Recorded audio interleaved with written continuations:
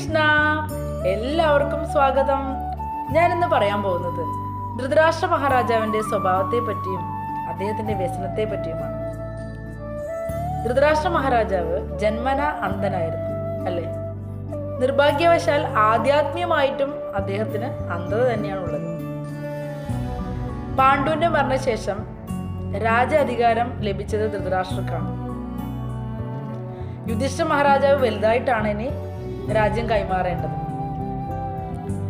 എന്നാൽ നമ്മുടെ ധൃതരാഷ്ട്രക്ക് ഈ രാജ്യം കൈമാറാൻ വലിയ താല്പര്യം ഉണ്ടായിരുന്നില്ല. തൻ്റെ മക്കൾക്ക് തന്നെ കൊടുക്കണം എന്നായിരുന്നു ആഗ്രഹം.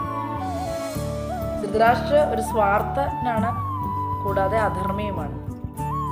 തൻ്റെ മക്കളും അതേപോലെ തന്നെ അധർമ്മികളാണ്.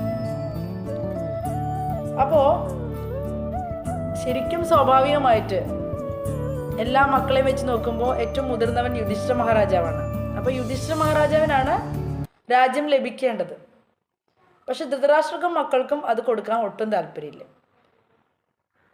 അതിനുവേണ്ടി അവർ ഒരുപാട് കുതന്ത്രങ്ങളൊക്കെ ഉപയോഗിച്ചു, പക്ഷെ നടന്നില്ല. ഭഗവാന്റെ കരുണയാൽ അതൊന്നും നടന്നില്ല. എന്നാലും അവസാനം വന്നതാണ് ചൂതുകളി.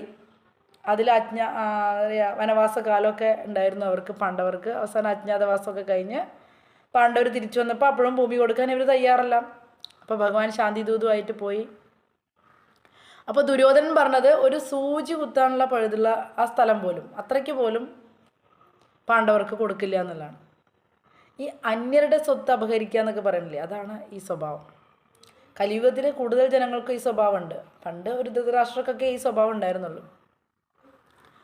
അതായത് നമ്മൾ ഈശോപനിഷത്തിൽ പറയുന്നുണ്ട്, നമുക്ക് ഈശ്വരൻ കരുതി വെച്ചിട്ടുള്ളത് മാത്രം ആഗ്രഹിക്കാവൂ, അന്യർക്ക് കരുതി വെച്ചത് ആഗ്രഹിക്കരുത് എന്ന്.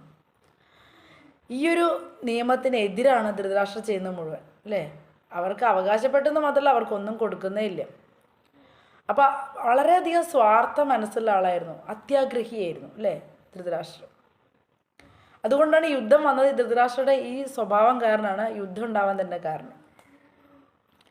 യുദ്ധം ഉണ്ടായപ്പോഴുള്ള അദ്ദേഹത്തിൻ്റെ വ്യസനങ്ങൾ എന്താണെന്ന് വെച്ച് കഴിഞ്ഞാൽ, യുദ്ധം നടക്കുന്ന എവിടെയാണ്? കുരുക്ഷേത്രത്തിലാണ്. കുരുക്ഷേത്രം ധർമ്മക്ഷേത്രമായിട്ടാണ് അറിയപ്പെടുന്നത്.